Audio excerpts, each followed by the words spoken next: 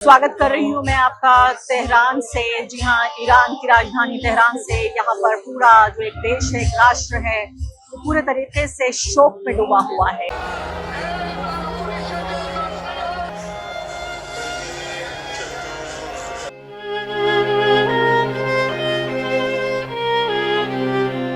उनकी कुर्बानियाँ याद रखने के लिए यहाँ पर आप देख रहे हैं कि उनकी कब्रें हैं, लोग छूकर उनको यहाँ दुआ पढ़ रहे हैं। तो ये दिखाता है पूरा ईरान का जो कल्चर है शहादत को सेलिब्रेट करने का और उन्हें बड़ा औहदा देने का। नेशनल ग्रीफ, एक पूरा मुल्क जो है, एक पूरी आबादी गम में पूरे तरीके से मुब्तला है। और ऐसा उसने अपने को गर्व किया है इस गम में कि ऐसा नहीं लगता कि ये गम में है, ऐसा लगता है कि शहादत का सेलिब्रेशन हो रहा है। जंग के पहले दिन ही आयतुल्लाह अली खामनेई की गैर कानूनी तरीके से हत्या कर दी गई। एक संप्रभु सॉवरेन नेशन की सारी जो हदें हैं, उसकी सब चीज को वायलेट करते हुए इंटरनेशनल लॉ को किस तरह से उनकी हत्या हुई। लेकिन उनकी हत्या के बाद से ऐसा लगता है कि न सिर्फ ईरान बदला, न सिर्फ कि वेस्ट एशिया बदला, बल्कि ऐसा लगता है कि पूरी दुनिया की राजनीति में जो बदलाव आया है। उस सफर को आप देखिए, वो शख्स जो कि जिस रोज उनकी हत्या की गई और उसके बाद से लेकर अब जबकि उनको दफनाया जा रहा है, पूरे तरीके से ईरान का, मैं कहूंगी, political map, social map, military का यानी उनका सिक्योरिटी का मैप, सब कुछ बदल चुका है। पूरा ये देश बदल चुका है। ये हफ्ता जो मैं यहाँ पर गुजार रही हूँ ईरान में, ईरान के इतिहास के सबसे महत्वपूर्ण जो अध्याय हैं, one of the most significant chapters of Iranian history, Iranian civilization, उसका ये हिस्सा है। अभी जो तस्वीरें आप ये देख रहे हैं अपनी स्क्रीन पर, ये तस्वीरें हैं कि जो ग्रैंड मुसल्ला से मैंने आपको रिपोर्ट्स दिखाई थी, उस मुसल्ला में आपने देखा था जनाजा रखा गया था आयतुल्लाह अली खामनेई का। उस जनाजे को वहां से निकाला गया, उनके जनाजे की नमाज भी हुई वहां। और जनाजे को निकालने के बाद अब इस बड़े से ट्रक पर जो अपनी स्क्रीन पर आप देख रहे हैं, उस ट्रक पर इस जनाजे को रखकर आम जनता को मौका दिया जा रहा है कि वो अपनी जो खिराज अकीदत है, जो अंतिम दर्शन है, वो कर सके और दुआ भेज सके उनको, और साथ ही अपने गम और गुस्से का इजहार भी कर सके। यहाँ मैं मौजूद हूँ, ये इमाम हुसैन मैदान कहलाया जाता है। ये एक तरह से पर्दे के पीछे की कहानी है जो मैं आपको दिखा रही हूँ। पर्दे के पीछे की कहानी यानी कि जो लोग आप ये देख रहे हैं यहाँ स्क्रीन पर, जो एक लोगों का सैलाब जा रहा है, उससे पहले कि वो वहां जा रहे हैं, उसके बाद जो वहां से लौट रहे हैं, इन दोनों के बीच में लोग यहाँ पर इस तरह के मैदानों में आ रहे हैं जहाँ खाने का इंतजाम है, पानी का इंतजाम है, अगर कोई बीमार हो जाए उसका भी इंतजाम है। ये मैदान भी जहाँ मैं खड़ी हूँ, अलग अलग तरीके से यहाँ पर कब्रें बनी हुई हैं। लोग यहाँ आकर दुरूद पढ़ रहे हैं, उन शहीदों के नाम अपनी दुआएं भेज रहे हैं जिन्होंने इस धरती को बचाने के लिए, इस जमीन को, इस सरजमीन को बचाने के लिए अपनी जान दे दी। और आप देखिए कि पूरे तरीके से ईरान में जो शहादत का एक कॉन्सेप्ट है। मैं ये सोच रही थी कि डोनाल्ड ट्रंप के जो सलाहकार हैं, चलिए इजराइल में और नेतन्याहू हो, उनको तो पता है कि ईरान क्या बला है, ईरान क्या चीज है। यहाँ पर जिंदगी से ज्यादा मौत के मायने हुआ करते हैं। लेकिन डोनाल्ड ट्रंप के जो सलाहकार हैं, उन्होंने क्या उन्हें बताया नहीं कि वो मुल्क जो खुद मरना चाहता है, उसके फौजी और उसके नेता जो खुद मरना चाहते हैं, उनको आप क्या मारेंगे। और यही वजह है, आप ये देखिए कि किस तरह से आयतुल्लाह अली खामनेई और ईरान, जिसको तबाह करने की पूरे तरीके से कोशिश की गई कि एक बार उनके हेड ऑफ स्टेट यानी सबसे बड़े नेता का कत्ल कर दिया जाए, उसके बाद तो कुछ बाकी नहीं। उसके बाद तो 3 दिन के अंदर ये मुल्क बिखर जाएगा। डोनाल्ड ट्रंप ने ट्वीट करके कहा कि जाइए ईरान के लोगों और सत्ता पे कब्जा कर लीजिए, ईरान के लोगों जाइए, उखाड़ फेंकिए, सिंहासन आपका है। और अब ये सिंहासन पहले से कहीं ज्यादा मजबूत हो गया है। ये सिंहासन जो यहाँ की जो इस्लामिक रिपब्लिक जो रिजीम है, वो पहले से ज्यादा मजबूत नजर आ रही है। मैं आपसे बातचीत कर रही हूँ, यहाँ लोग बड़े बेकरार हैं ये देखने के लिए कि आखिर कौन ये विदेशी सी दिखने वाली महिला है, क्या कह रही है हमारे मुल्क के बारे में। एक भीड़ भी इकट्ठा हो रही है और आप देख रहे हैं कि फ्रेम में भी मुश्किल हो रहा है मुझे लोगों से बातचीत कर पाना, लेकिन ये तो काम का एक हिस्सा है। आप भी समझते हैं और मैं भी समझती हूँ इस बात को। मैं वापस आती हूँ अपनी बात पर, ये बताने के लिए कि ये जो पूरा एक ट्रक के ऊपर डेड बॉडी को ले जाया जा रहा है, आप देखिए कि पूरी दुनिया के इतिहास में शायद इससे बड़ा कोई जनाजे का प्रोसेशन नहीं है, कम से कम मैंने अपनी लाइफ टाइम में नहीं देखा। इससे पहले जो है हमने देखा था आयतुल्लाह खुमैनी जो थे, उनके जनाजे में 1 करोड़ से ज्यादा लोग आए थे और ये बहुत साल पहले की बात है। इसके अलावा एक बात आपको बहुत निजी तौर पे मैं बताना भी चाहती हूँ, वो ये कि जब मैं आ रही थी यहाँ ईरान, तो जाहिर है सुरक्षा के बहुत सारे ऐसे मुद्दे थे जो जुड़े हुए थे कि किस तरह से सिक्योर तरीके से यहाँ पहुँच पाएंगे, क्या जहाज़ यहाँ लैंड करेगा, कोई डायरेक्ट फ्लाइट भी नहीं है। लेकिन किसी तरीके से कई मुल्क होते होते मैं यहाँ पहुँच तो गई। लेकिन इसके बाद जो सबसे बड़ी एक जो थ्रेट या मैं कहूँगी सबसे बड़ा जो खतरा था वो था कि स्टैम्पीड यानी कि भगदड़ मच सकती है, और अभी भी उसका खतरा लगातार बना हुआ है। कल भी ग्रैंड मुसल्ले पे जब मैं गई थी तब भी वहां पर यह था कि इतनी बड़ी तादाद में लोग मौजूद थे, लोग बीमार हो रहे थे, गर्मी बेइंतहा हो रही थी, भूख और प्यास से लोग तड़प रहे थे। इसके अलावा हम ये भी देख रहे थे कि जो लोगों की तादाद है उसको रेगुलेट करने की तो कोशिश की जा रही थी, और इसीलिए पब्लिक ट्रांसपोर्टेशन में कोई भी चीज आप सोचिए सिवाय पब्लिक ट्रांसपोर्टेशन के कुछ भी अवेलेबल नहीं था। न जाने कितने किलोमीटर सफर तय करके मैं यानी कि पैदल चल के पैदल के रास्ते सफर करके मैं वहां पहुंची थी ग्रैंड मुसल्ला, और वहां से वापस आई।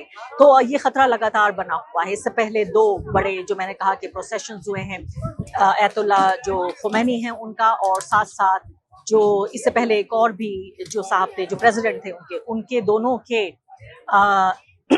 जो जनाजे थे उसमें दोनों में स्टैम्पीड यानी भगदड़ मच चुकी थी। मैं आप देख रहे हैं लोगों में एक कौतूहल का, एक जिज्ञासा का अलग आलम है।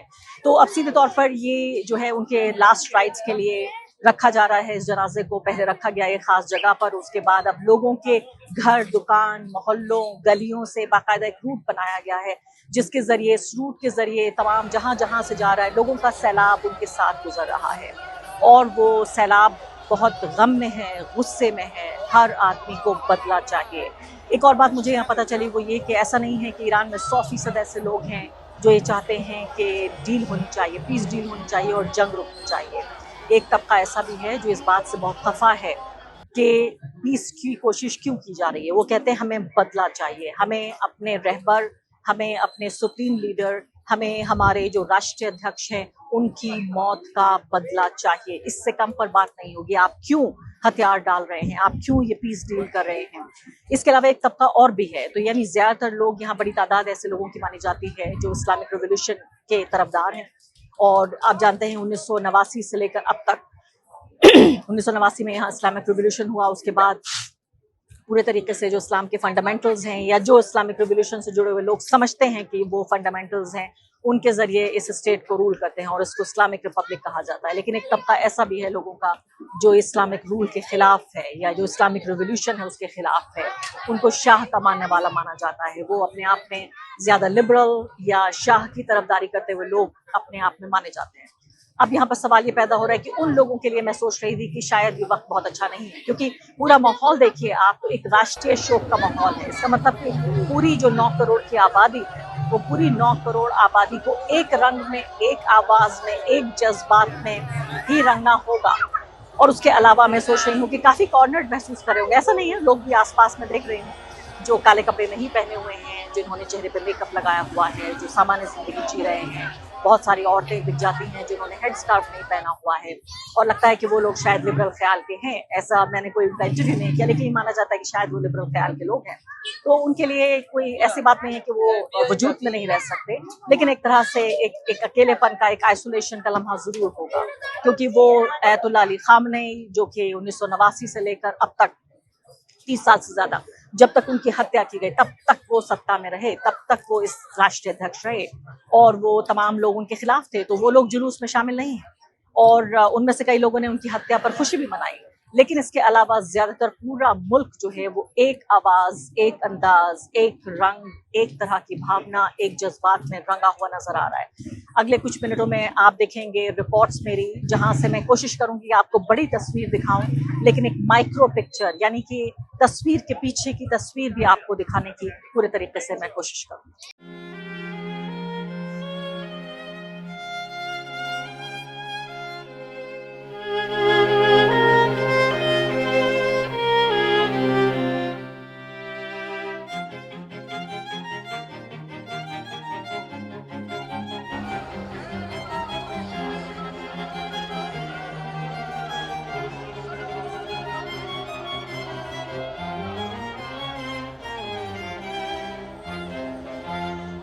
उम्मीद है कि ईरान से आप तमाम रिपोर्ट्स मेरी देख रहे हैं। मैं एक बहुत ही सौगवार और एक बहुत गम का लम्हा ये कवर करने के लिए, एक ऐतिहासिक लम्हा, एक ऐतिहासिक जनाजे की पूरी प्रक्रिया को कवर करने के लिए यहाँ पहुँची हूँ। अयतुल्ला अली खामनेई के जनाजे का एक हफ्ते का जो पूरा कार्यक्रम है उसको कवर करने के लिए पहुंची हुई हूँ। मैं हमेशा पत्रकारिता जब भी करती हूँ तो अपनी लिमिटेशंस नहीं देखती, हमेशा देखती हूँ कि संभावनाएं क्या हैं, पॉसिबिलिटीज़ क्या है। कि इस QR कोड को आप स्कैन कीजिए और चैनल की दिल खोल के मदद कीजिए, मेरी दिल खोल के मदद कीजिए। ये ईरान पर पूरा कवरेज को कामयाब बनाने में मैं आपकी तरफ देख रही हूँ। और साथ साथ एक और गुजारिश भी है कि चैनल की मेंबरशिप ज़रूर लीजिए।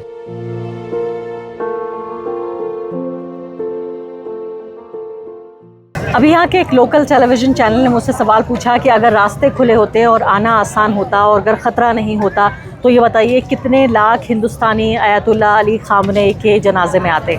ये मुश्किल सवाल था लेकिन मुझे लगा कि आसान है। मुझे लगता है लाखों की तादाद में लोग आते, लेकिन लाखों न सही फिर भी दर्जनों या सैकड़ों लोग अभी भी आ रहे हैं।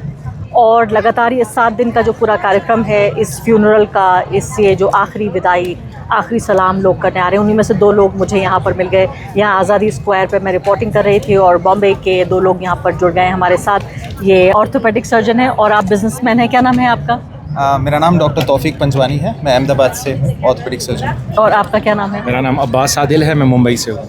तो पहले तो बताइए अपनी जर्नी कि आप कितना लंबा सफ़र तय करके आए और क्यों आपने सोचा एक ऐसे मुल्क में आना जहाँ जंग चल रही है, लाखों की तादाद में लोग यहाँ पर मौजूद हैं, भगदड़ भी हो सकती थी जिन प्रोग्राम में आप हिस्सा लेने आए, क्यों आए आप? तो बड़ा इंटरेस्टिंग है कि मैं एक्चुअली ऑपरेट कर रहा था सैटरडे को और मेरे फ्रेंड के यहाँ पे ऑपरेट कर रहा था। और सैटरडे को इवनिंग में पता चला कि 12 घंटे के बाद फ़्लाइट अवेलेबल है।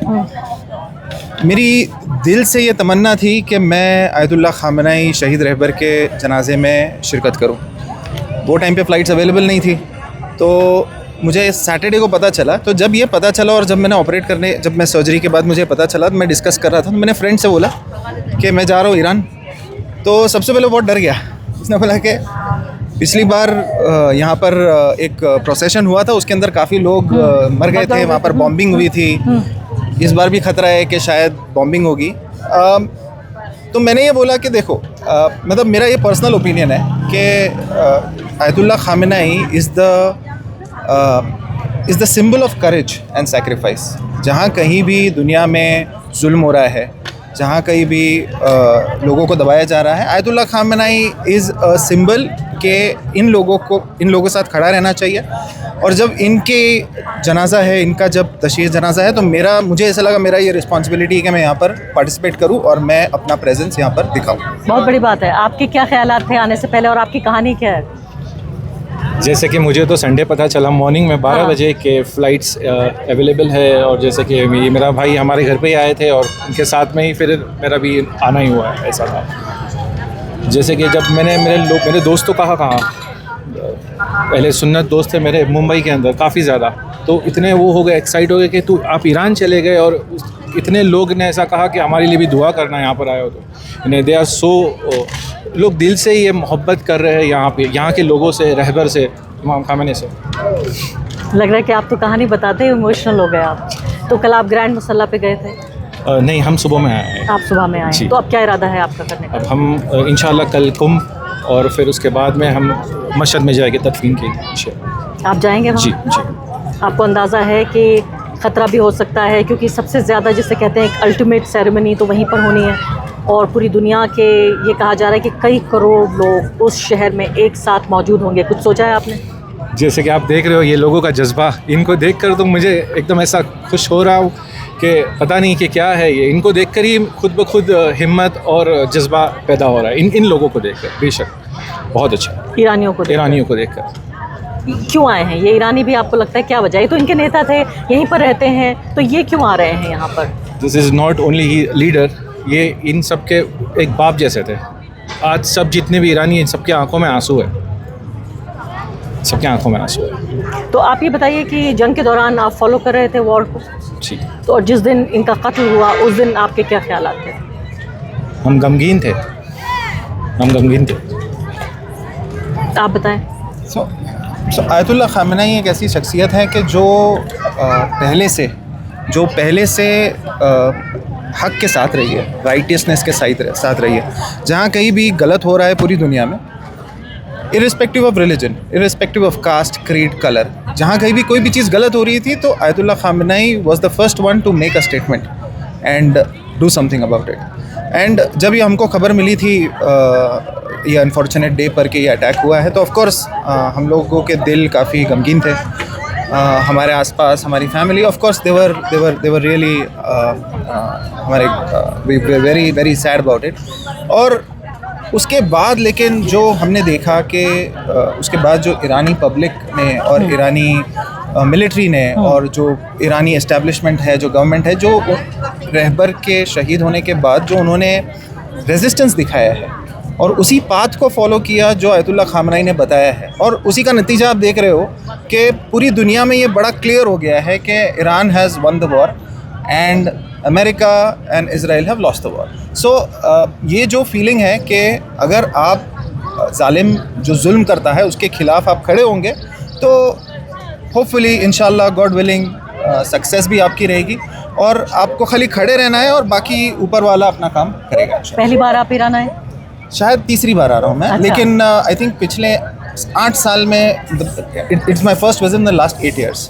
आप बताइए कि जब आपने ये ऐलान किया कि भाई आप ईरान जा रहे हैं, तो किस तरह का रिएक्शन मिला फैमिली की तरफ से? क्या वो रोक रहे थे आपको या वो साथ आना चाहते थे? किस तरह का रिएक्शन था? जैसे कि मैं अगर मेरी फैमिली की, मेरी मॉम की बात करूँ तो मेरी मॉम ने तो ऐसा बोला था, बेटा अगर तू बाहर भी जाएगा तो गुस्ले शहादत लेके जाना. अच्छा, ऐसा था कि यानी अगर मर भी गए तो शहीद कहलाए जाएंगे. जी.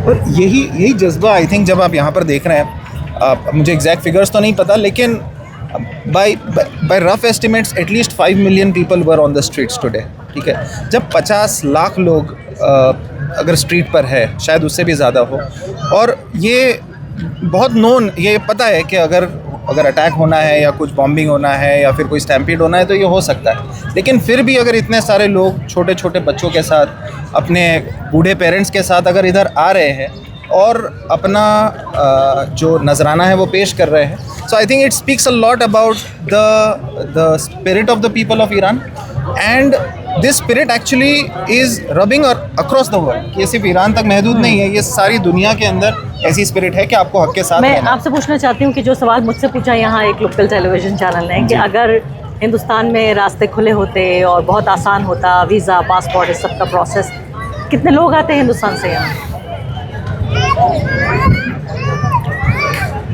सच बोलूँ तो मेरे हिसाब से मेरे जितने भी दोस्त या रज़बाब जितने भी है, वो जितने भी थे और जिनसे भी बात हुई हमारी, तो ऑल आर देयर टेलिंग के ईरान इज़ विन. ठीक है, और सब ऐसा था कि सबको ही आना था यहाँ पर, मेरे जितने जानने पहचानने वाले थे. अनफॉर्चुनेटली टाइम पीरियड बहुत कम था, and was little difficult to arrange everything in such a short time, वरना काफ़ी ज़्यादा लोग इंडिया से आते थे. बहुत बहुत शुक्रिया आप दोनों का बातचीत करने के लिए और इंडियन कम्युनिटी को रिप्रेजेंट करने के लिए. Thank you so much. Thank you.